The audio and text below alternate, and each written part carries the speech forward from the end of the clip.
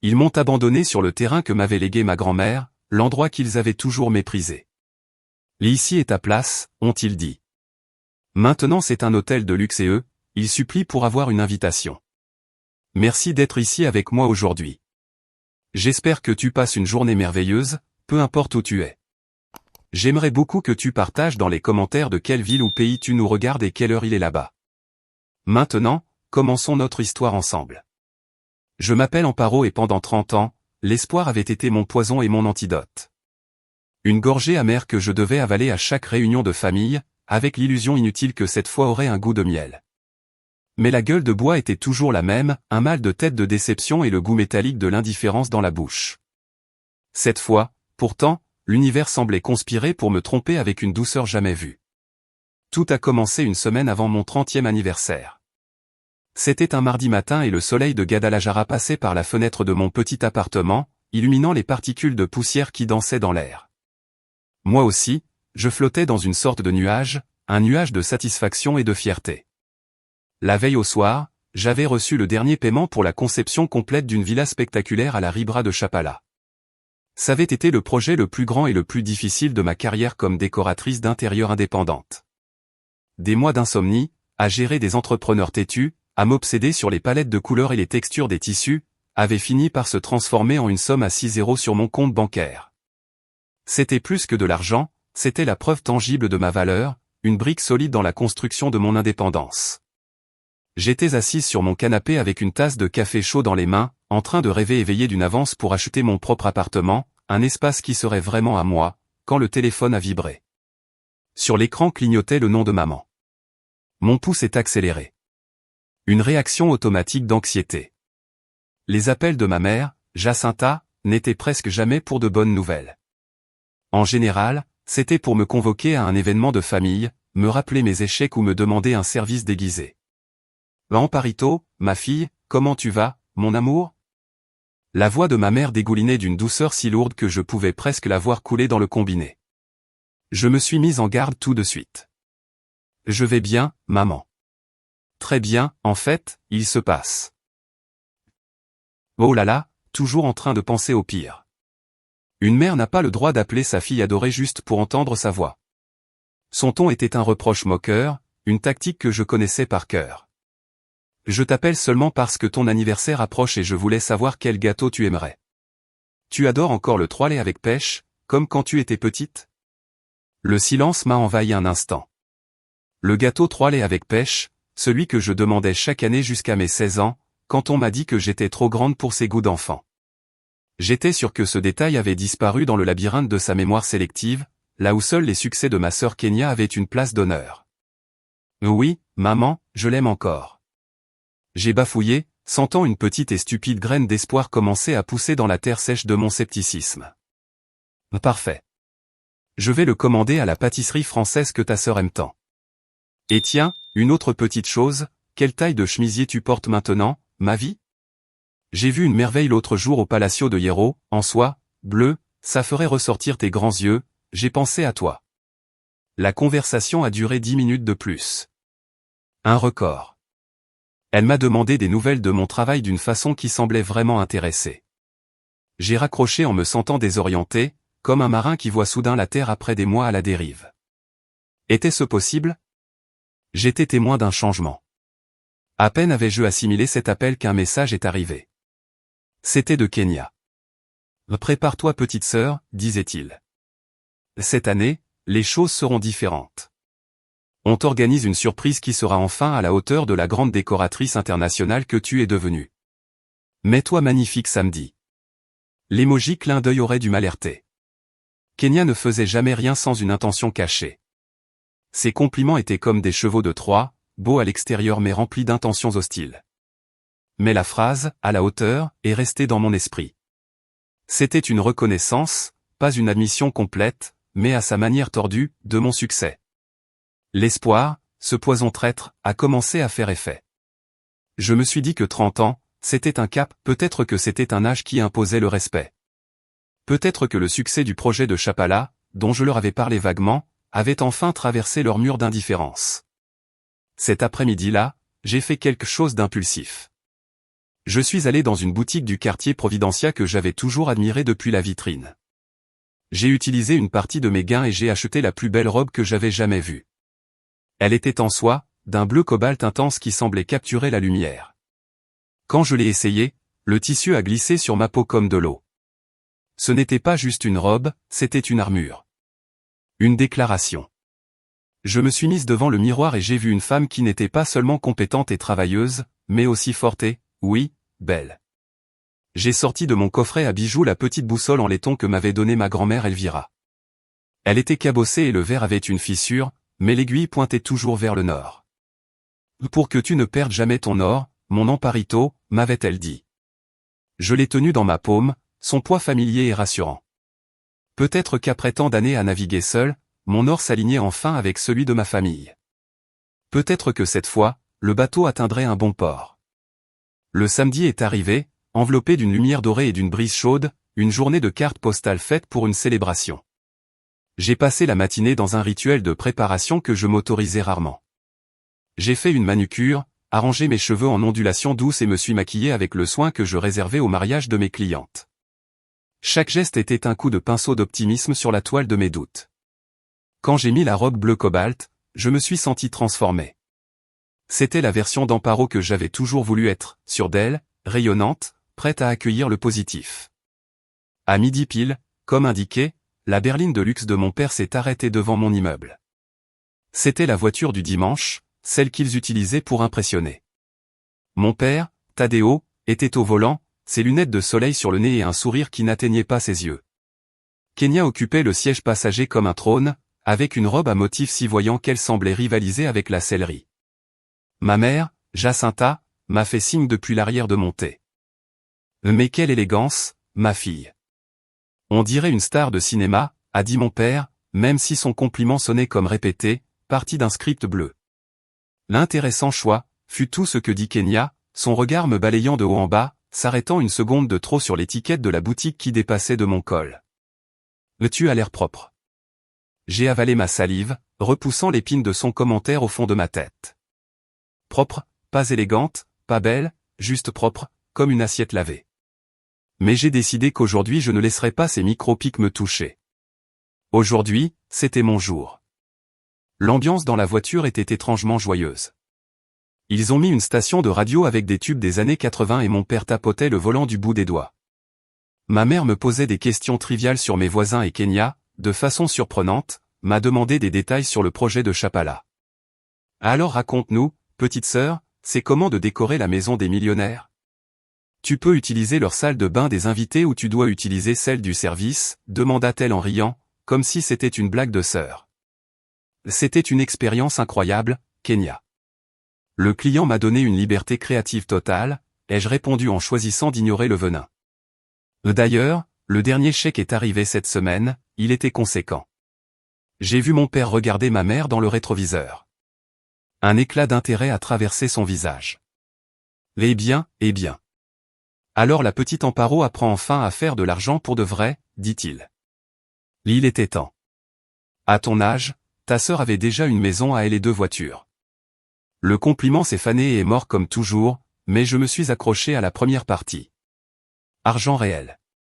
C'était une reconnaissance, même minime.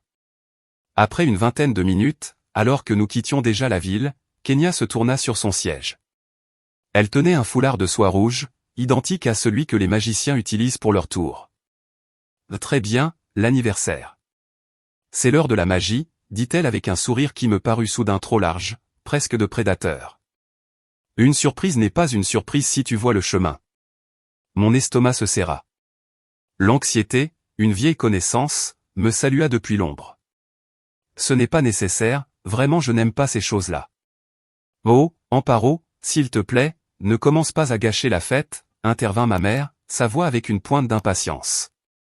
C'est juste un jeu, laisse-toi aimer pour une fois dans ta vie. Fais-nous confiance. Fais-nous confiance. Ces 3 mots étaient ma kryptonite.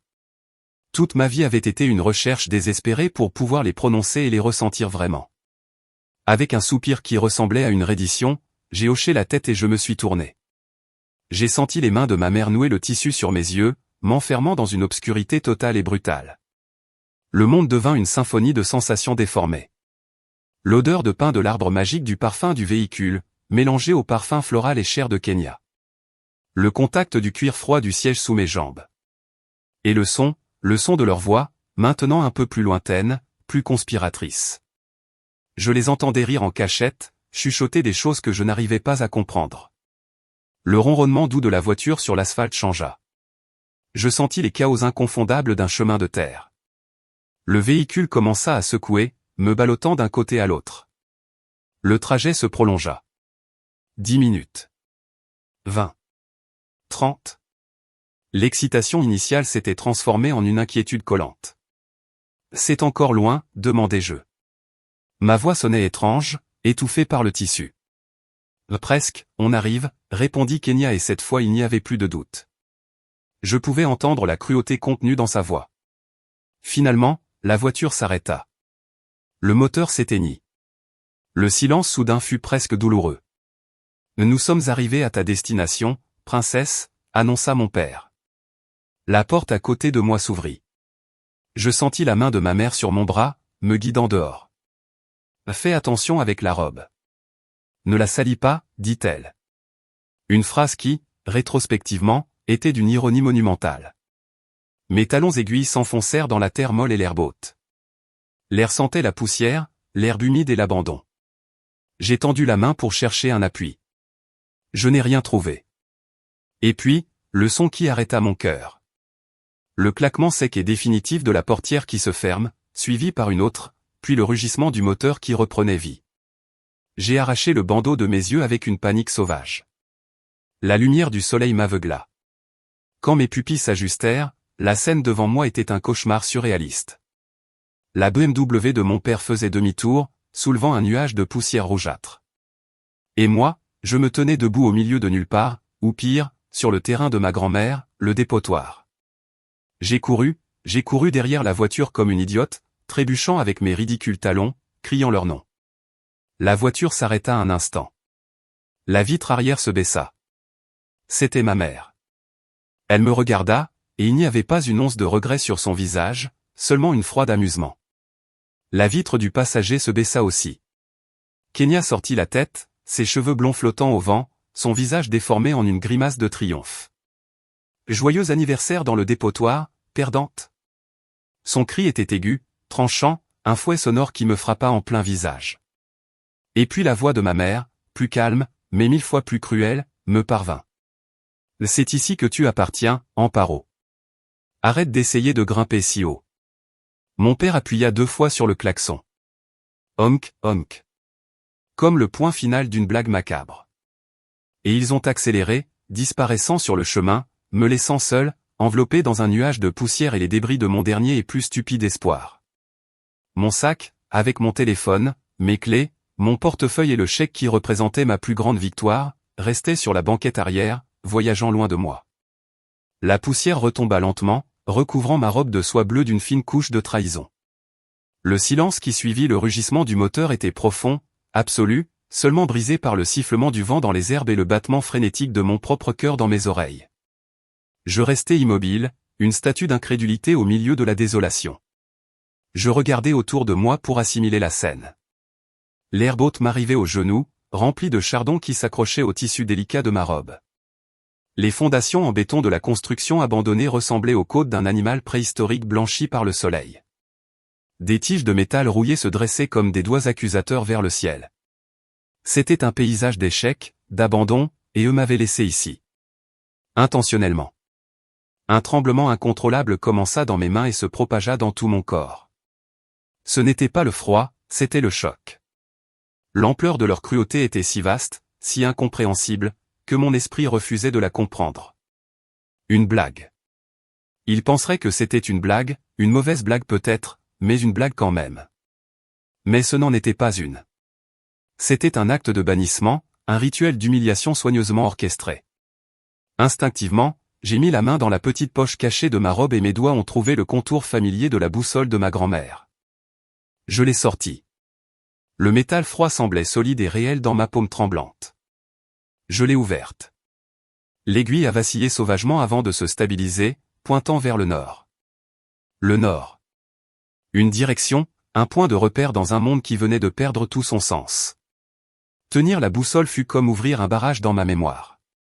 Le présent, avec sa douleur aiguë et insupportable, recula pour laisser passer un torrent de souvenirs, chacun une goutte de poison qui m'avait affaibli au fil des années. Debout sur le terrain de ma grand-mère, le musée de la douleur de ma vie ouvrit ses portes. La première exposition, mes 15 ans. Le souvenir était si vif que je pouvais presque sentir le parfum des fleurs qui ne sont jamais arrivées. Nous avions prévu une fête modeste dans le jardin de la maison. J'avais choisi une robe lilas et j'avais répété la valse avec mon père pendant des semaines. 2 semaines avant le grand jour, Kenya, avec ses 18 ans et une couronne en plastique sur la tête, annonça qu'elle avait gagné Miss Lycée. Soudain, ma fête de 15 ans devint un problème logistique. On ne peut pas dépenser pour les deux choses, en parito, m'expliqua ma mère avec une douceur condescendante. Ce que ta sœur a, c'est une vraie réussite, c'est important pour son avenir. Ma fête fut annulée. À la place, il y eut un dîner de famille. Pendant le toast, mon père leva son verre pour ma reine, Kenya, la fille qui nous rend fiers. Personne ne mentionna que j'avais 15 ans. J'ai passé la nuit dans ma chambre, à écouter leur rire à travers la porte, tandis que la robe lilas pendait dans mon armoire comme un fantôme. La deuxième exposition, ma remise de diplôme universitaire. Le soleil frappait fort dans l'auditorium. J'étais assise parmi des centaines d'étudiants en toge et mortier, cherchant désespérément leur visage dans la foule de parents fiers. 4 sièges vides se trouvaient dans la rangée que je leur avais réservée. Je les avais appelés ce matin-là. « Ah ma fille, c'est que la circulation pour aller là-bas est terrible, » dit mon père. « En plus, ta mère a une migraine et moi j'ai un déjeuner d'affaires très important, » ajouta Kenya. Plus tard, ce soir-là, j'ai vu une photo sur les réseaux sociaux de Kenya, elle et mes parents dînant dans un restaurant à la mode, trinquant avec des verres de vin. La légende disait, célébrons la vie. Ma remise de diplôme, apparemment, ne faisait pas partie de la vie. Je suis monté sur scène pour recevoir mon diplôme d'architecte, j'ai souri pour la photo et j'ai entendu l'écho de mes propres applaudissements dans un auditorium rempli d'étrangers. La troisième exposition, mon premier bureau. Après 2 ans à travailler pour une entreprise, j'avais économisé assez pour louer un petit local, pas plus grand qu'un garage, pour commencer mon propre business. Je l'ai annoncé pendant le dîner de Noël, ma voix tremblante d'émotion. J'attendais un « félicitations » ou un « comment pouvons-nous t'aider ?» À la place, mon père fronça les sourcils. « Tu vas quitter un travail sûr pour une aventure. C'est une stupidité, Amparo. 90% des nouvelles entreprises échouent. » Kenya ajouta avec un sourire suffisant. « Laisse-la, papa. C'est sa phase bohème. Elle reviendra à la réalité quand elle ne pourra plus payer le loyer. » Ma mère soupira. « J'espère seulement que tu ne viendras pas nous demander de l'argent quand tout s'écroulera. » Il n'y eut ni foi, ni soutien, seulement une prophétie d'échec prononcée avec une satisfaction à peine cachée. Chaque souvenir était une brique dans le mur qui me séparait d'eux, un mur que j'avais essayé désespérément d'escalader toute ma vie, sans comprendre qu'eux étaient de l'autre côté, en train de me lancer des pierres pour que je tombe. Le soleil a commencé à descendre, peignant le ciel avec des tons d'orange et de violet. Une beauté cruelle qui contrastait avec la laideur de ma situation. Un frisson m'a parcouru. Je savais que je ne pouvais pas rester là pour toujours. J'ai commencé à marcher en suivant le chemin de terre par lequel ils avaient disparu. Mes talons étaient une torture. Après quelques mètres, je les ai enlevés. J'ai marché pieds nus sur la terre et les pierres. La douleur aiguë sous la plante de mes pieds était une distraction bienvenue de la douleur sourde dans mon cœur. J'ai marché pendant ce qui m'a semblé une éternité. Chaque voiture qui passait au loin était un pic d'espoir suivi d'une vague de déception. Finalement, quand le ciel s'assombrissait déjà, une vieille camionnette Ford, cabossée et bruyante, a ralenti et s'est arrêtée à côté de moi. Un homme âgé, la peau tannée par le soleil et des yeux gentils, s'est penché par la fenêtre. « Vous allez bien, demoiselle ? On dirait que vous avez passé une mauvaise journée. » Sa décence simple et évidente a été ce qui m'a finalement brisé. Les larmes que j'avais retenues ont jailli en un torrent silencieux. Je n'ai pas pu parler, j'ai seulement hoché la tête. « Allez, montez. Je vous emmène jusqu'à la route. Ce n'est pas sûr pour une dame de marcher ici seule la nuit. » Je ne lui ai pas dit la vérité. J'ai inventé une histoire à propos d'une panne de voiture et d'une dispute avec des amis. C'était plus facile que d'admettre la vérité monstrueuse. Ma propre famille m'avait abandonné. Il m'a offert de l'eau d'une bouteille qu'il avait sur le siège et a partagé un morceau de pain sucré. Il s'appelait Ramiro. Sa bonté, celle d'un parfait inconnu, fut un acte d'humanité si profond qu'il rendit l'inhumanité de ma famille encore plus grotesque. Il m'a déposé dans une petite station-service à l'entrée de l'autoroute. L'employé m'a laissé utiliser son téléphone. J'ai appelé un taxi. L'attente a duré presque 1 heure. 1 heure que j'ai passée assise sur le trottoir sous la lumière fluorescente de la boutique, me sentant comme un personnage d'un film triste. Quand je suis finalement arrivé à la porte de mon immeuble, il était presque minuit. J'étais couverte de poussière, les cheveux emmêlés, le mascara coulé et les pieds en sang. La femme rayonnante en robe bleu cobalt qui était sortie de ce même immeuble 10 heures plus tôt avait disparu. À sa place, il y avait une survivante, et dans ses yeux, le feu de l'espoir avait été remplacé par l'éclat froid et dur de l'acier. La porte de mon appartement s'est fermée avec un clic qui a résonné dans le silence de la nuit. C'était le son d'un chapitre qui se termine, la fin d'un livre très long et très triste. Je n'ai pas allumé les lumières. J'ai laissé mes chaussures pleines de terre près de l'entrée et j'ai marché dans l'obscurité jusqu'à la grande baille vitrée du salon. La ville s'étendait devant moi, une galaxie de lumière clignotante, chacune un monde, une vie, une famille. Si proche et si incroyablement lointaine. Je suis resté là à regarder la nuit, sentant le vide s'agrandir en moi. Ce n'était pas un vide de tristesse, mais d'absence, l'absence d'illusion. C'était comme si on m'avait enlevé un organe que je n'avais jamais su avoir, et maintenant je sentais le trou, l'espace froid où l'espoir vivait autrefois. D'un geste lent et volontaire, j'ai enlevé la robe. La soie, maintenant froissée et tachée, me semblait la peau d'un serpent qui venait de muer. Je l'ai laissé tomber au sol, un petit tas de bleu et de désillusion. Je suis allé sous la douche et j'ai laissé l'eau chaude tomber sur moi, emportant la poussière, la sueur et, j'espérais, les derniers restes de l'Amparo naïve qui étaient sortis de chez elle cet après-midi-là. L'eau emportait la saleté, mais elle ne pouvait pas laver le souvenir de leur rire. Ce son s'était gravé dans ma mémoire, un écho cruel dont je savais qu'il me poursuivrait. Enveloppé dans une serviette, je me suis assise sur le canapé et, presque par impulsion masochiste, j'ai ouvert mon ordinateur portable. J'avais besoin de voir. J'avais besoin de la preuve finale, la confirmation que je ne l'avais pas imaginé, que leur cruauté était aussi réelle que la terre sous mes pieds nus. Je suis entré sur Instagram. Le profil de Kenya était le premier dans mon fil, et c'était là. La photo était brillante, parfaitement composée, comme tout dans la vie de ma sœur. Mes parents et elle, avec son mari à ses côtés, posaient en souriant dans le jardin impeccable de leur maison. Ils levaient des coupes de champagne. Sur la table en teck, un gâteau très léché à la pêche, mon gâteau, servait de pièce centrale. Et dessus, avec une calligraphie en chocolat parfaite, la phrase qui expliquait tout, heureux jour de notre liberté. Ma respiration s'est arrêtée. Liberté. Liberté de quoi? De moi. Étais-je un poids si lourd, une présence si indésirable, que mon absence était un motif de célébration avec champagne et gâteau? J'ai lu la légende, mon cœur martelant contre mes côtes. Nous avons enfin offert à ma petite sœur la fête qu'elle méritait. Une journée inoubliable de plaisir en famille, en nous connectant à nos racines. Il faut savoir rire de soi. #Viedranche #autant emporte le vent #famille unie #blague lourde. Le #blague lourde a été comme une gifle. C'était leur alibi. Leur manière de banaliser leur sadisme, de l'encadrer comme quelque chose de drôle, quelque chose que moi, l'aigri, ne comprendrais sûrement pas. Mais le pire restait à venir. Les commentaires. Ma tante Consuelo, ah! Quel génie! Vous seul pouvez penser à un truc pareil. Pauvre Amparito, j'espère qu'elle a de l'humour. Une des meilleures amies de Kenya, je n'arrive pas à croire que vous l'ayez fait. Je meurs d'envie de voir sa tête. Épique. Et puis le commentaire qui m'a brisé à l'intérieur. C'était de mon cousin Carlos, quelqu'un avec qui j'avais grandi, avec qui j'avais partagé des secrets d'enfance, il était temps que quelqu'un fasse redescendre la princesse architecte. On voit que vous vous êtes mieux amusé sans elle. Santé. Trinquer avec des chopes de bière. Les verres.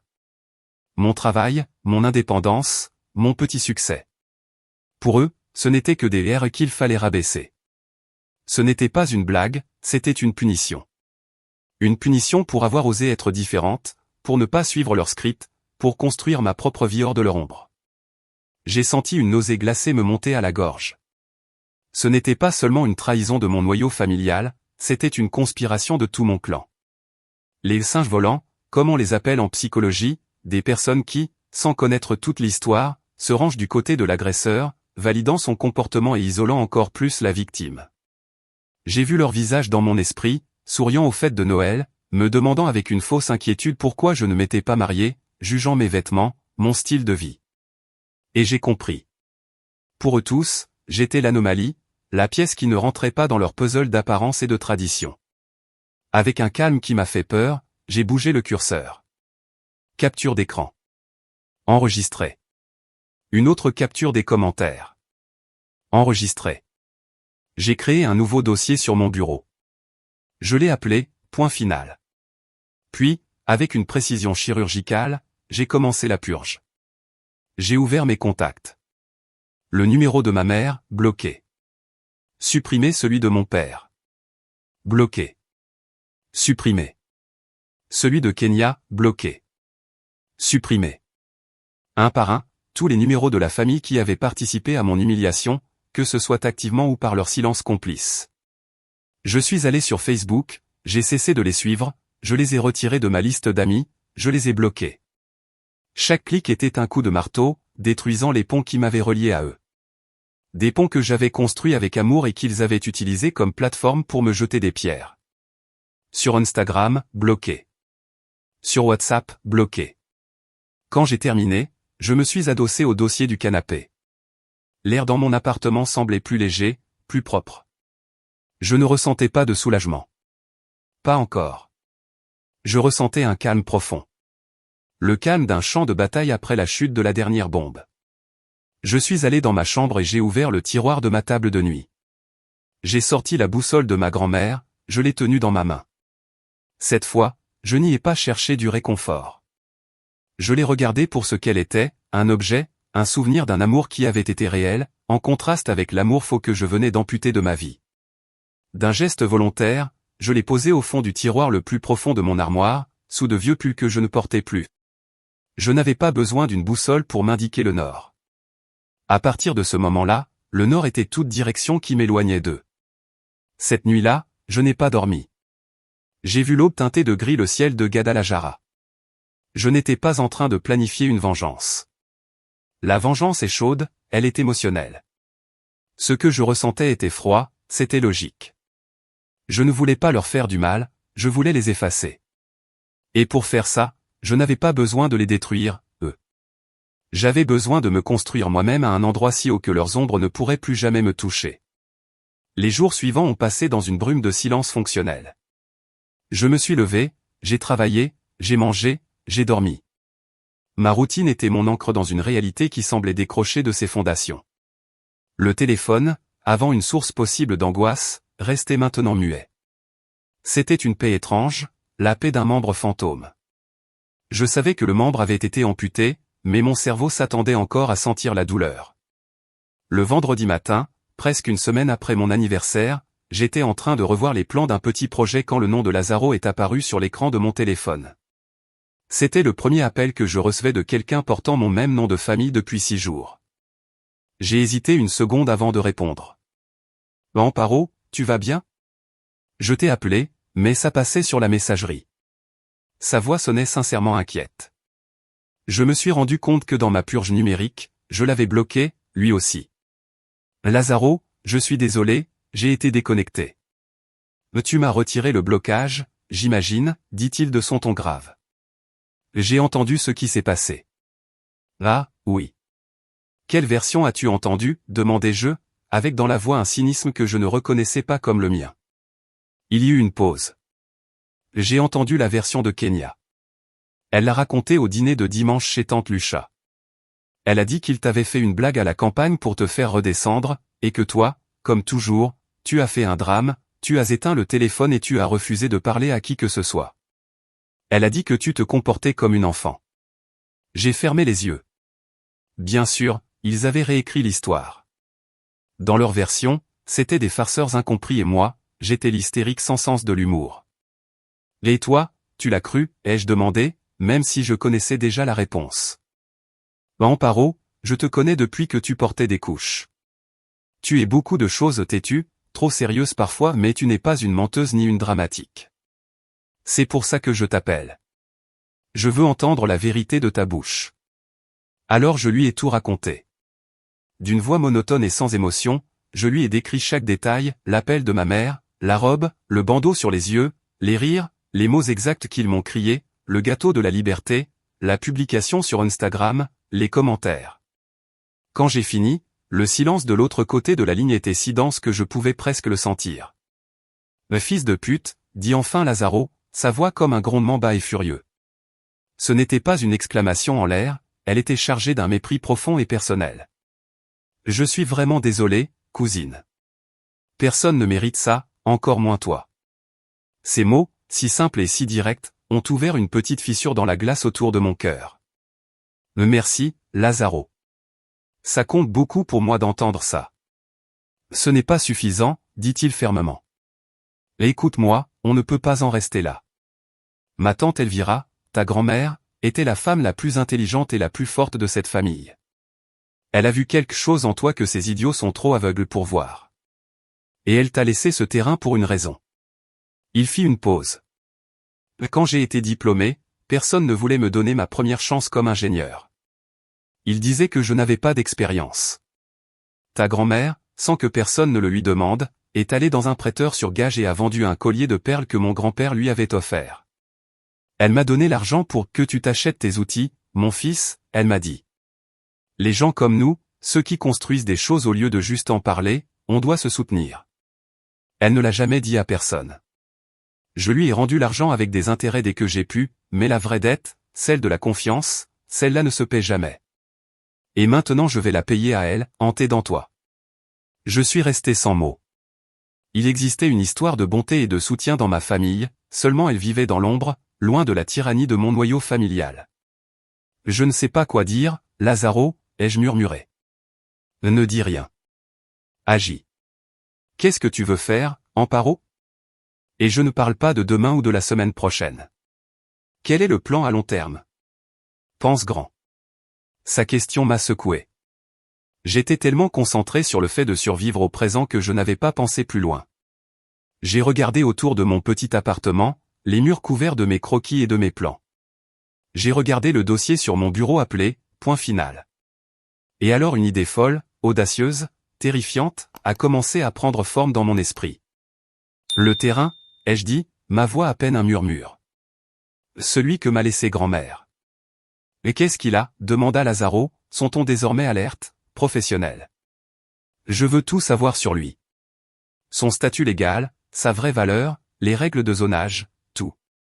Je veux savoir ce qu'on peut construire là-bas. » Lazaro est resté silencieux un moment. Je pouvais presque l'entendre sourire de l'autre côté de la ligne. « Voilà l'Amparo que je connais, celle qui construit. »« Très bien, cousine. Considère que je m'en occupe déjà. J'ai des contacts au cadastre de Tlajomulco. Envoie-moi par mail une copie des actes. Pour lundi, je t'aurai un rapport préliminaire. Merci, Lazaro. De rien, vraiment.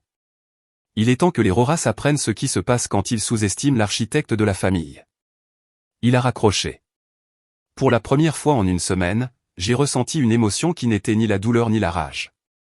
C'était un but net et tranchant comme le cristal. Je suis allé à mon armoire, au tiroir le plus profond, et j'ai sorti la boussole de grand-mère. Je l'ai nettoyée avec un chiffon doux et je l'ai posée sur mon bureau, juste à côté de mon ordinateur portable. Ce n'était plus un souvenir à garder, c'était un outil de travail. Le lundi suivant, Lazaro m'a donné rendez-vous dans son bureau, un espace fonctionnel et sans prétention dans un immeuble modeste, très loin du luxe ostentatoire où évoluait ma sœur. Sur sa grande table à dessin, il avait déployé plusieurs plans et documents. « J'ai apporté du café, » dit-il en montrant un thermos. « Bon, on va en avoir besoin. » Il s'est assis et m'a regardé avec un sérieux qui m'a mise nerveuse. « Bonne ou mauvaise nouvelle ?» ai-je demandé. « Des nouvelles intéressantes » répondit-il, et il me passa une chemise. « D'abord, les bases. Le terrain est à ton nom, libre de gravamen. Les actes sont solides comme le roc. Il fait exactement 1,5 hectares. » J'ai hoché la tête, ça, je le savais déjà. Ok. Et la valeur? Lazaro a souri pour la première fois. Un sourire lent et satisfait. C'est là que ça devient intéressant. J'ai fait une estimation basée sur les ventes récentes dans la zone. Dans l'état actuel, comme un bout de terre en friche, tu pourrais le vendre demain, disons, environ 3 millions de pesos. Le chiffre m'a coupé le souffle. 3 millions. C'était une somme qui change une vie. Je pourrais acheter un super appartement, régler mes dettes, investir, je pourrais être libre. Mais, continua Lazaro en levant un doigt. Ce serait vendre à bas prix, cousine, très bas. Il a déplié un plan plus grand, plein de lignes colorées et de notes. C'était un plan de développement urbain du gouvernement de l'État. Tu vois cette grosse ligne rouge, demanda-t-il en la suivant du doigt. C'est la nouvelle autoroute Guadalajara au Barra de Navidad, un projet qui traîne depuis des années sur le papier, mais qui a finalement reçu le feu vert et le budget fédéral. L'appel d'offres pour le premier tronçon est publié dans 2 mois. Son doigt s'est déplacé vers un point de la ligne rouge. Et ici, à moins de 500 mètres de ta propriété, ils vont construire une sortie et une petite zone de service. Je me suis penché sur le plan, le cœur battant fort. Et ce n'est pas tout, dit-il en indiquant une grande zone verte sur la carte. Toute cette zone a été désignée comme couloir touristique écologique. Il prévoit d'encourager la construction d'hôtels-boutiques, de spas, de restaurants bio. Ils veulent créer une destination de week-end haut de gamme pour les gens de Guadalajara. Il me regarda, les yeux brillants d'enthousiasme. Amparo, tu n'es pas assise sur un simple terrain, tu es assise sur le point de départ de la prochaine Riviera Neyari. Dans 5 ans, cette terre ne vaudra pas 3 millions, elle vaudra 10 fois plus. Je me suis adossé à la chaise en sentant un vertige qui n'avait rien à voir avec le café. L'ironie était cosmique, presque poétique. L'arme qu'ils avaient utilisée pour mon exécution publique était en réalité un coffre au trésor. Ils ne savent rien de tout ça, ai-je murmuré. Plus une affirmation qu'une question. Lazaro a ri. Ton beau-frère est trop occupé à échapper aux impôts pour lire le journal officiel de la Fédération. Ton père croit que le seul investissement sûr, ce sont les voitures allemandes. Ils n'en ont pas la moindre idée. Pour eux, ça reste la décharge de grand-mère. Cet après-midi-là, le bureau de Lazaro est devenu notre quartier général. Nous avons analysé les options. Option A, dit Lazaro comme s'il présentait un projet d'ingénierie, tu ne fais rien. Tu attends que l'autoroute soit terminée et tu vends, énorme gain, risque zéro. Option B. Option B est la folie, utiliser la valeur future du terrain comme levier pour obtenir un prêt. Mettre chaque centime que tu as gagné à Chapala, ajouter jusqu'au dernier peso que tu peux trouver, et construire quelque chose nous-mêmes. C'est un risque monumental. Nous pourrions tout perdre. J'ai regardé le plan. J'ai vu la petite tache qui représentait ma propriété, un point insignifiant sur le point de devenir le centre de quelque chose de grand. J'ai pensé à leur rire. J'ai pensé au mot « perdante ». Vendre, c'était une victoire financière. Construire, c'était une victoire existentielle. Option B, ai-je dit sans hésiter. On va construire un endroit si beau que ça leur fera mal de le regarder. La décision a déclenché une avalanche d'activités fébriles. Ma vie s'est transformée. Les projets de design pour des clients ont été mis en pause. Mes journées étaient une succession interminable de réunions, architectes que Lazaro connaissait, avocats spécialistes de l'immobilier, consultants en hôtellerie. Mes nuits, je les passais à dévorer des livres sur la gestion hôtelière, à étudier des modèles d'hôtels-boutiques dans le monde entier, de Tulum à la vallée de Guadeloupe. Le concept s'est affiné. Ce serait un sanctuaire, un refuge de luxe discret. 10 suites exclusives, chacune avec sa propre piscine privée et un jardin intérieur. Un spa de classe mondiale, un restaurant qui n'utiliserait que des ingrédients provenant de potagers biologiques de la région. Le design architectural serait mon œuvre maîtresse, une fusion de modernisme mexicain et de techniques de construction vernaculaire, avec un profond respect pour l'environnement. Le nom n'a jamais fait débat, l'héritage de grand-mère. Le plus grand obstacle, bien sûr, c'était l'argent. Mon capital de départ était important, mais à peine une fraction de ce qu'il nous fallait. Lazaro et moi avons préparé une présentation d'affaires impeccable.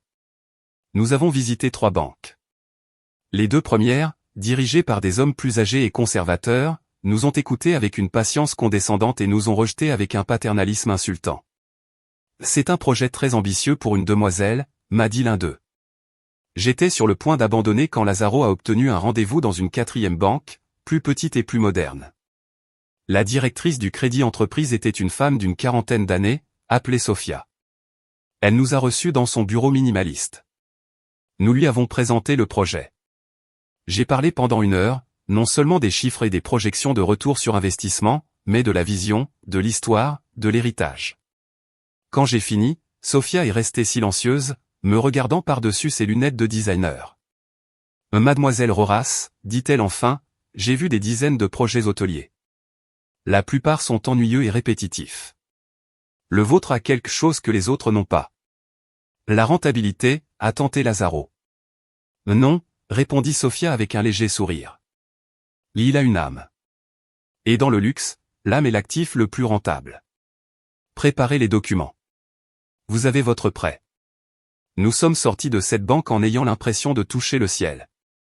Le jour où nous avons signé les contrats et où l'argent a été viré, Lazaro et moi avons conduit jusqu'au terrain. Nous avons embauché une équipe pour le nettoyer. Pendant que les machines arrachaient les broussailles et les décombres, révélant la terre rouge et riche en dessous, j'ai senti qu'elle dégageait aussi les ruines de mon passé. J'ai sorti la boussole de ma grand-mère. L'aiguille pointait vers le nord, mais pour la première fois, j'ai senti que le nord n'était pas un point sur la carte, c'était un sentiment. Le sentiment d'être exactement là où je devais être, en train de faire exactement ce que je devais faire. Je construisais mon futur sur le même sol où ils avaient essayé de m'enterrer. Les 11 mois suivants de ma vie ne se sont pas comptés en jours ou en semaines, mais en tonnes de béton, mètres de câbles et couches de peinture. Mon appartement n'était plus qu'un endroit pour dormir quelques heures. Ma vraie maison était un petit bureau temporaire sur le chantier, avec les murs couverts de plans, de calendriers et d'échantillons de matériaux. Mon alimentation se résumait à du café, des sandwichs mangés debout et une dose quotidienne d'adrénaline. J'ai vécu et respiré le projet. J'ai supervisé chaque détail avec une obsession qui frôlait la folie. J'ai choisi personnellement chaque carreau en terre cuite, chaque poutre de bois, chaque poignée de porte. J'ai travaillé main dans la main avec le paysagiste pour créer des jardins qui semblaient avoir toujours été là, en n'utilisant que des plantes natives que ma grand-mère m'avait appris à reconnaître. L'hôtel n'était pas seulement une entreprise, c'était mon manifeste. Chaque ligne, chaque texture, chaque espace était une déclaration d'intention, une réfutation silencieuse à une vie passée à me sentir inadéquate. Alors que l'héritage de grand-mère sortait de terre, majestueux et élégant, le silence de ma famille bourdonnait en bruit de fond constant. Lazaro était mon seul lien avec ce monde-là, un ambassadeur à contre-cœur qui me rapportait des nouvelles fragmentées de leur dîner de famille. Ils ne comprennent toujours rien, m'a-t-il dit un jour au téléphone après un repas chez mes parents. Ta mère a demandé à la mienne si elle savait si ton caprice t'était passé. Ton père s'est plaint que ne pas avoir de fille avec qui discuter politique, c'est ennuyeux. Et Kenya, ai-je demandé, toujours la question la plus difficile. Le Kenya est sur sa propre planète. Elle est convaincue que tu travailles comme employé pour une entreprise de construction. L'autre jour, avec son petit sourire, elle a dit, pauvre Amparito, de décoratrice de riche à vérifier des parpaings. J'imagine que c'est comme ça. Elle n'a pas la capacité d'imaginer que tu pourrais être la patronne. Chacune de ces nouvelles était comme une petite injection de carburant. Elles alimentaient le feu qui me faisait me lever à 5 heures du matin et être la dernière à quitter le chantier. Leur cécité volontaire était ma plus grande motivation. À mesure que la date d'ouverture approchait, il était temps de planifier l'inauguration. J'ai engagé une agence de relations publiques boutique dirigée par 2 jeunes femmes brillantes. Elles ont compris la vision immédiatement. Nous ne voulions pas un événement massif et bruyant. Nous voulions quelque chose d'exclusif, d'élégant, qui crée de l'attente. La liste des invités est la clé, m'a dit l'une d'elles. Il nous faut les bonnes personnes, celles qui font la tendance. Nous avons élaboré la liste pendant des jours. Journalistes des plus grandes revues d'architecture et de design du pays, propriétaires de galeries d'art, chefs reconnus, influenceurs de voyages de luxe qui valorisent l'authenticité plus que les clichés. Et, bien sûr, au sommet de la liste locale, Valentrio, le blogueur dont le site découvre Jalisco est la bible du tourisme haut de gamme dans l'État. Quand la liste a été bouclée, j'ai demandé qu'on ajoute 3 noms de plus.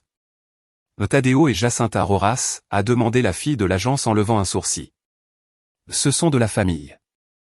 Quelque chose comme ça, ai-je répondu d'une voix neutre. Les Kenya de la Garza et son mari.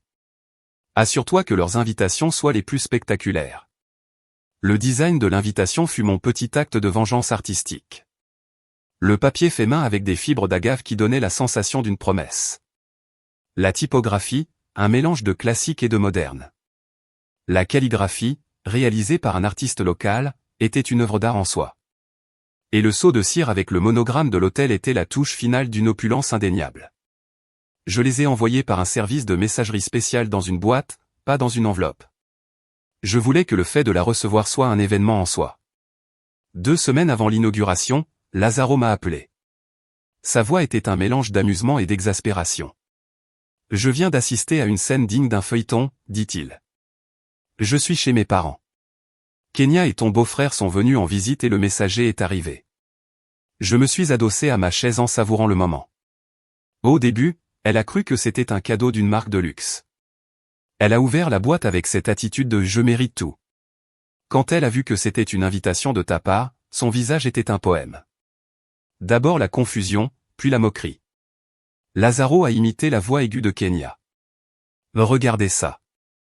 Amparito nous invite à l'inauguration de son petit hôtel. L'héritage de grand-mère. Quel nom kitsch. Depuis quand ma grand-mère était hôtelière? Ah. Ton beau-frère, continua Lazaro, y a jeté un œil. Eh bien, le papier est de bonne qualité, a-t-il dit. On verra si l'endroit ne tombe pas en morceaux. Et le meilleur, c'est quand Kenya a lu la liste des sponsors et des collaborateurs que nous avions mise dans la carte d'information. Quand elle a vu le nom du chef et de l'architecte, son sourire a un peu vacillé. Bon, a-t-elle dit, je suppose qu'il va falloir y aller. Il faut soutenir la famille dans ses petits projets. En plus, je meurs d'envie de voir où elle a dépensé l'argent qui lui restait. J'ai raccroché le téléphone avec un sourire. Il mordait à l'hameçon exactement comme je l'avais prévu. Il ne voyait pas une invitation, il voyait une occasion de juger, de réaffirmer leur supériorité.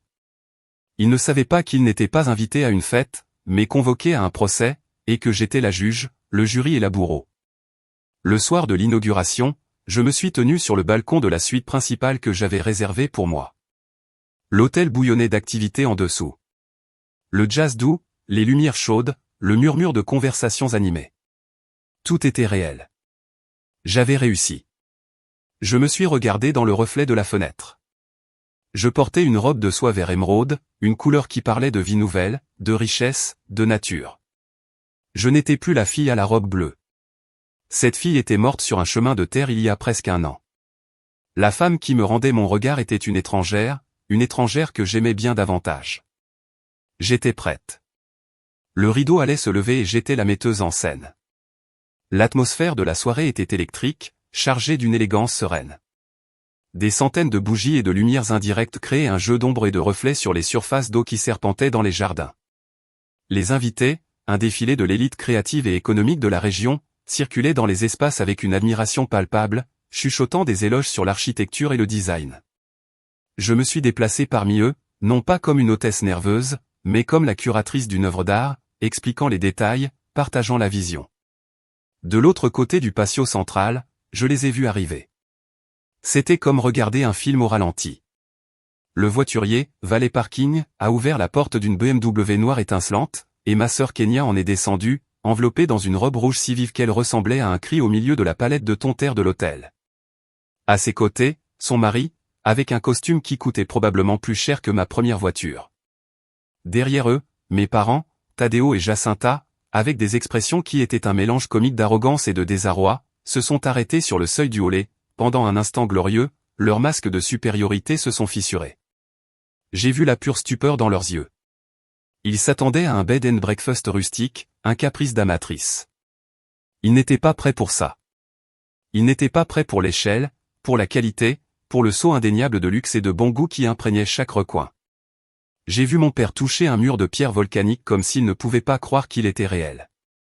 J'ai vu ma mère lever les yeux vers le plafond double hauteur, la bouche légèrement ouverte. Et j'ai vu les yeux de Kenya bouger rapidement, calculant, jugeant, cherchant une faille, une imperfection qui lui permettrait de reprendre l'avantage. Elle n'en a pas trouvé. J'ai décidé de ne pas m'approcher. Je les ai laissés mariner dans leur propre incrédulité. Je les ai observés de loin pendant qu'ils prenaient des coupes de champagne sur un plateau et commençaient à marcher en feignant une aisance qu'ils ne ressentaient pas. Je les ai vus montrer du doigt, chuchotaient, leurs visages tendus. Ils ne profitaient pas d'une fête. Ils reconnaissaient un champ de bataille dont ils ignoraient jusqu'ici l'existence, et se rendaient compte trop tard qu'ils avaient déjà perdu. À 21h pile, Lazaro m'a fait un signe discret.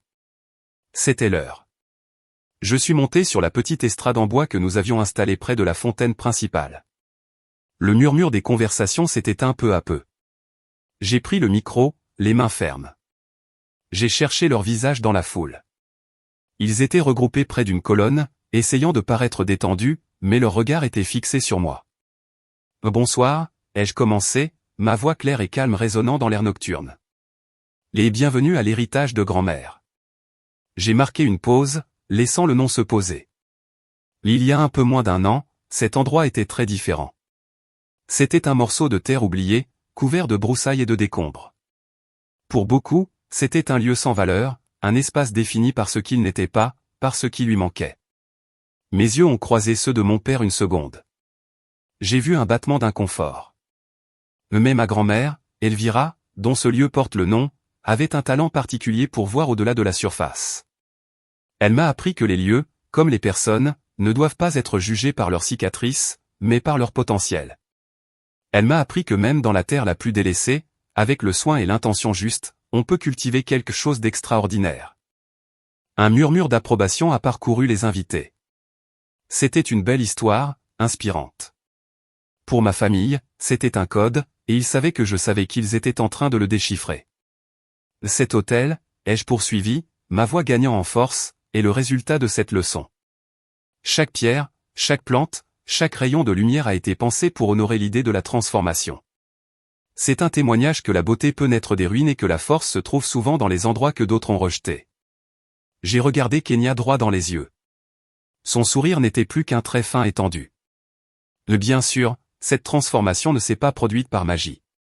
Je veux remercier une équipe incroyable d'architectes, d'artisans et de bâtisseurs qui ont transformé une vision en réalité tangible. Je veux remercier Sophia et son équipe à la banque d'avoir parié sur un projet que beaucoup considéraient comme une folie. Mon regard s'est adouci en trouvant Lazaro dans le public. Et je veux adresser un remerciement très personnel et profond à mon cousin Lazaro. Cousin, sans ta foi inébranlable, ton expertise et ta loyauté, rien de tout cela n'existerait. Tu es la preuve que parfois la famille que l'on choisit et qui nous choisit est la plus vraie de toutes. Les applaudissements pour Lazaro ont été chaleureux et sincères. J'ai vu ma mère se tortiller, mal à l'aise devant ce que ma phrase sous-entendait. Et alors est venu le moment que j'avais répété dans ma tête pendant des mois. Et enfin, ai-je dit en baissant la voix, créant un cercle d'intimité avec l'audience, je veux remercier la source d'inspiration la plus inattendue de toutes. Ma famille nucléaire, mes parents Tadeo et Jacinta, et ma sœur Kenya. Le silence a été absolu. Je pouvais sentir la confusion des invités, l'attention de ma famille. Eux, à leur manière unique, m'ont donné la motivation finale dont j'avais besoin. Ils m'ont fait un cadeau inestimable, une clarté absolue. Ils m'ont appris que parfois, pour construire quelque chose de nouveau et de beau, il faut d'abord accepter que le terrain qu'on t'a donné est vide. Et ils m'ont appris que, depuis des endroits que certains pourraient considérer comme une décharge. J'ai laissé le mot rester dans l'air, chargé de venin et de sens, peuvent fleurir les jardins les plus spectaculaires. Pas par défi, mais parce que c'est la nature de la vie de chercher la lumière, peu importe l'obscurité d'où elle vient. Le mot « décharge » a frappé ma famille comme une gifle physique. J'ai vu Kenya faire un pas en arrière comme si on l'avait poussé. J'ai vu ma mère porter une main à sa bouche. Mais le véritable héritage, la véritable force derrière ce lieu, ai-je conclu, tandis que le grand mur derrière moi qui paraissait de pierre solide s'illuminait de l'intérieur en se révélant être un écran de projection, n'est pas le mien, il est à elle. Une photographie en noir et blanc, restaurée numériquement à une taille monumentale, est apparue sur le mur. C'était ma grand-mère Elvira à 30 ans, le même âge que moi aujourd'hui. Elle se tenait sur ce même terrain, mais sur la photo, les broussailles étaient des fleurs sauvages. Son sourire était rayonnant, ses yeux pleins d'une force et d'une sagesse qui semblaient défier le temps. Voilà son héritage, ai-je dit, ma voix se brisant enfin non de tristesse, mais d'un amour et d'une fierté immense. Son esprit indomptable, sa foi dans le potentiel caché. Je ne suis que la jardinière, et je me sens la femme la plus chanceuse du monde d'avoir eu l'occasion de prendre soin de son jardin. La foule, captivée et émue, a éclaté dans l'applaudissement le plus tonitruant de la soirée. Ils se sont levés. À travers l'ovation, mes yeux ont croisé ceux de Kenya. Son visage était un masque de fureur impuissante. Elle était piégée. Elle ne pouvait pas faire un scandale, elle ne pouvait rien réfuter. Je l'avais enfermée dans une cage de narration parfaite, où moi j'étais la petite fille d'Elvira et elle, l'ombre sans nom. J'avais gagné, pas avec des cris, pas avec des accusations, mais avec la vérité, élégamment habillée de succès et d'amour filial. Et cette victoire, silencieuse et totale, était plus douce que n'importe quel gâteau très léché que j'aurais pu imaginer. Après l'ovation, je me suis retrouvé dans un tourbillon de câlins et de félicitations. Valente Rio a été l'un des premiers à s'approcher, ses yeux brillants d'un mélange d'admiration professionnelle et de curiosité de journaliste. Mademoiselle Roras, ce n'était pas un discours, c'était une œuvre d'art. Félicitations. Je l'ai remercié, mon esprit traitant encore l'intensité du moment. Je savais que l'affrontement était inévitable. Comme des prédateurs qui attendent que la proie se sépare du groupe, ma famille a patienté. Je les ai vus refuser poliment les plateaux de canapé, leurs yeux me suivant à travers la salle. Ils ont finalement trouvé leur chance quand je me suis dirigé vers un couloir plus calme menant au bureau, cherchant un moment pour respirer. Kenya a été la première à m'intercepter. Elle s'est déplacée avec une vitesse surprenante, sa robe rouge comme une tache floue. Son mari la suivait à distance prudente, comme un garde du corps à contre-cœur. Amparo. Sa voix était un sifflement bas et venimeux, méconnaissable de la figure publique qu'elle projette. On peut savoir c'était quoi, cette humiliation publique? Je me suis arrêté et je me suis tourné pour lui faire face. Je ne ressentais ni peur, ni même de la colère, seulement une fatigue profonde et une distance infinie. Je l'ai regardé en gardant le visage serein et je n'ai rien dit. Mon silence a semblé l'énerver encore plus. Je te parle, a-t-elle craché. Décharge. Terre abandonnée. Tu as apprécié ton petit numéro. Ta vengeance de feuilleton bon marché. C'était une vengeance, Kenya, ai-je demandé, ma voix si douce qu'elle a dû se pencher pour entendre. Moi, je me souviens d'un discours de remerciement. J'ai remercié ma grand-mère et l'inspiration que vous m'avez donnée. Si tu t'es senti visé, tu devrais peut-être te demander pourquoi. À ce moment, mes parents se sont joints au cercle, fermant toute issue. Mon père, Tadeo, s'est redressé en gonflant la poitrine pour tenter de reprendre son autorité perdue. Et écoute-moi bien, Amparo. Ça suffit, ce cirque. Tu as fait passer ton message. On s'est trompé. C'était une blague lourde. Mais il y a des limites. Et laver le linge sale de la famille en public, devant des gens importants, dépasse toutes les limites. Tu nous as couverts de ridicule. Non, papa, ai-je répondu en le fixant. Vous vous êtes ridiculisé vous-même. Moi, j'ai seulement allumé la lumière pour que tout le monde puisse le voir. Tu as déjà oublié comment tu riais en t'éloignant en me laissant sur ce chemin. Le visage de mon père s'est assombri. La vérité directe était une langue qu'il ne savait pas parler. Ce fut le tour de ma mère. Jacinta a avancé, les mains tendues dans un geste de supplication, les yeux pleins de larmes de crocodile. Ma fille, s'il te plaît, tu ne vois pas combien ça nous fait mal? Nous t'aimons, Amparo. Tu es notre fille. Nous avons commis une terrible erreur, je l'admets. Mais la famille, c'est la famille. On doit se pardonner. Nous voulons que tout redevienne comme avant. La phrase, comme avant, a été le déclencheur. Un rire froid et sec m'a échappé avant que je puisse l'arrêter. Comme avant? Tu veux vraiment qu'on retourne à ça, maman? À la normalité d'être invisible, à la normalité où mes réussites sont minimisées et mes sentiments ignorés. À la normalité d'être la blague privée de la famille. Non, merci. Cette normalité a presque fini par me tuer. Je préfère cette nouvelle réalité. J'ai fait un large geste englobant le couloir au mur de stuc poli et à la lumière chaude. Kenya n'a plus supporté. Tu es une ingrate. A-t-elle crié, sa voix finissant par se briser. Tu crois que tu vaux mieux que nous juste parce que tu as construit ce monument à ton ego?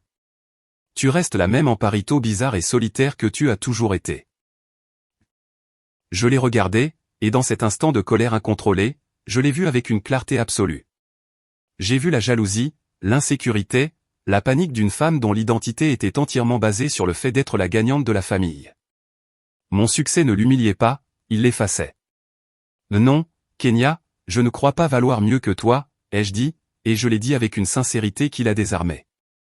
Simplement, enfin, j'ai cessé de croire que je vaux moins. Et ça, pour toi, c'est intolérable. C'est ridicule, intervint mon père en essayant de reprendre le contrôle. Tu es une rorace et, en tant que telle, je t'ordonne d'arrêter ce spectacle. Demain, tu parleras à ce journaliste et tu lui diras que tout était un malentendu. Tu m'ordonnes, ai-je répété en levant un sourcil. Papa, je crois que tu ne comprends pas la situation. Tu n'es pas en position d'exiger quoi que ce soit. Tu es sur ma propriété, dans mon entreprise, à ma fête. Tu es un invité et, honnêtement, ton invitation est sur le point d'expirer. Juste à ce moment-là, comme si c'était un signal, Lazzaro et Valentrio sont apparus au bout du couloir en marchant vers nous. Valente avait une expression d'excuse. Amparo, désolé d'interrompre, mais mon photographe doit partir bientôt et je me demandais si on pouvait prendre quelques portraits rapides. La lumière dans le jardin des agaves est parfaite en ce moment. Mon père s'est tourné vers lui, le visage figé en masque de fureur. Nous sommes au milieu d'une conversation familiale privée, si cela ne vous dérange pas. Lazzaro a fait un pas en avant, sa présence calme mais imposante. Il s'est adressé à mon père, mais ses mots étaient pour eux tous. Taddeo, je pense qu'Amparo a eu assez de conversations familiales privées pour une vie. Maintenant, c'est une femme d'affaires occupée et vous interrompez son travail. Il s'est tourné vers deux membres de la sécurité qui observaient discrètement à distance. S'il vous plaît, pouvez-vous accompagner la famille de mademoiselle Rorace vers la sortie? L'événement touche à sa fin et ils doivent retrouver leur voiture. Le choc sur leur visage a été total, absolu. Une chose est une dispute animée, une toute autre est d'être escorté dehors comme des intrus. Tu ne peux pas nous faire ça. Je suis ta mère, gémit Jacinta, le visage défait. Je n'ai pas répondu avec des mots. Je les ai simplement regardés un par un. Mon père, et j'ai vu un homme faible caché derrière une façade d'autorité. Ma mère, et j'ai vu une femme qui avait sacrifié une fille pour le confort de ne pas avoir de conflit. Ma sœur, et j'ai vu un vide si grand qu'elle essayait de le remplir avec le malheur des autres. Je leur ai tourné le dos et me suis dirigé vers Valente. Bien sûr, Valente. Avec plaisir. Le jardin des agaves, ça sonne parfait. En m'éloignant, j'ai entendu leurs protestations étouffées, les murmures fermes du personnel de sécurité. Je ne me suis pas retourné. J'ai marché vers la lumière du jardin, laissant l'obscurité qui le représentait être enfin contenue, gérée et escortée hors de ma vie. La séance photo avec Valente a été brève et professionnelle. J'ai posé parmi les agaves argentées, la pierre volcanique sous mes pieds, l'autel brillant derrière moi comme un gardien silencieux. Valente était un expert, me mettant à l'aise, réussissant à capter une force en moi que je commençais à peine à reconnaître. Quand nous avons fini, il m'a remercié chaleureusement. Vraiment, Amparo, dit-il en utilisant mon prénom pour la première fois, ce que tu as accompli ici va au-delà d'un hôtel. C'est une inspiration. Si un jour tu décides de raconter toute ton histoire, je serai le premier dans la file pour l'entendre. Je garderai ça en tête, Valente. Merci d'être venu, ai-je répondu. Et pour la première fois depuis longtemps, mon sourire ne m'a pas semblé être un masque. Quand les derniers invités sont partis et que la musique s'est enfin éteinte, un silence paisible est descendu sur l'héritage de grand-mère. Lazzaro et moi sommes restés dans le patio central, assis au bord de la fontaine. Ça va, demanda-t-il d'une voix douce. Je vais mieux que bien, cousin, ai-je répondu en regardant les étoiles commencer à apparaître dans le ciel clair. Je suis en paix. Ils l'ont mérité, dit-il fermement. Chaque seconde. Je sais, mais ce qui est étrange, c'est que je ne ressens plus ni colère, ni même de la satisfaction. Seulement le silence. Un silence apaisant. Comme quand tu termines un livre très long et que tu refermes la couverture. Nous sommes restés ainsi encore un moment sans besoin de parler. L'eau de la fontaine était le seul son, un murmure constant et rassurant. Dans les semaines et les mois qui ont suivi, l'hôtel est devenu un succès énorme. L'interview de Valentrio est devenue virale, et avec elle une version idéalisée de mon histoire. La version publique racontait celle de la petite fille dévouée qui honorait sa grand-mère. Personne, sauf un cercle très réduit, ne connaissait la véritable et sale histoire de la décharge et de l'inspiration qui en était née. Et c'était exactement comme je le voulais. Mon histoire réelle n'était pas faite pour le public, elle était à moi. Ma famille, comme on pouvait s'y attendre, n'a pas abandonné facilement. Ils ont essayé différentes tactiques. D'abord, le déni. Ils ont dit au reste de la famille que j'avais exagéré, que j'avais monté un drame pour attirer l'attention. Ensuite, quand le succès de l'hôtel est devenu indiscutable, ils sont passés à la phase d'appropriation. Nous sommes si fiers d'Amparito, disait-il aux gens. Nous avons toujours su qu'elle avait un talent spécial. Et enfin, quand ils ont compris que je ne répondais pas, ils en sont venus aux supplications. J'ai reçu une lettre de ma mère, remise en main propre à la réception de l'hôtel. 8 pages d'une écriture tremblante, pleine d'excuses, de souvenirs de mon enfance et de promesses de changement. Je veux juste retrouver ma fille, concluait-elle. Je veux juste qu'on redevienne une famille. Je l'ai lu, plié et rangé dans une boîte. Je n'ai pas répondu. Une nuit, des mois après l'inauguration, je suis monté sur le toit. Le jardin que j'avais planté là-haut était en pleine floraison. Le parfum du romarin et de la lavande flottait dans l'air. Je me suis assise sur mon banc de pierre, mon lieu secret, et j'ai regardé la vallée. J'ai pensé à eux. J'ai pensé à la question que je me posais les nuits d'insomnie. Est-ce que j'étais cruel? Est-ce que je leur refusais une chance de se racheter, de changer? Le pardon n'était-il pas, après tout, une vertu? J'ai sorti la boussole de ma grand-mère de la poche de ma veste. Elle était devenue une sorte de porte-bonheur, un objet qui me reliait à ma propre force. Je l'ai ouverte. L'aiguille s'est posée fermement, pointant vers le nord, et soudain j'ai compris. Le pardon n'est pas une obligation, c'est un choix. Et il ne peut être offert que lorsqu'il y a un vrai repentir. Ce qu'ils m'offraient n'était pas du repentir, c'était une tentative de restaurer leur propre confort, de revenir à une dynamique où ils contrôlaient tout. Leur pardon était un piège pour me faire retourner dans ma cage. Ma paix, la sérénité que j'avais construite de mes propres mains sur les cendres de ma vie d'avant, était trop précieuse pour que je la mette en danger. J'ai refermé la boussole. La paix n'était pas une destination qu'on atteint comme le nord sur une carte. C'était un territoire qu'on défend, et j'étais prête à défendre le mien avec la seule arme qu'ils ne pourraient jamais comprendre, un silence digne, absolu et final. Depuis cette nuit, je ne me suis jamais demandé si j'avais bien fait. Certains liens ne sont pas faits pour être réparés, ils sont faits pour être coupés, pour laisser entrer la lumière et permettre à quelque chose de nouveau de pousser enfin. Et dans le jardin que j'ai construit pour moi, les fleurs n'ont jamais été aussi éclatantes.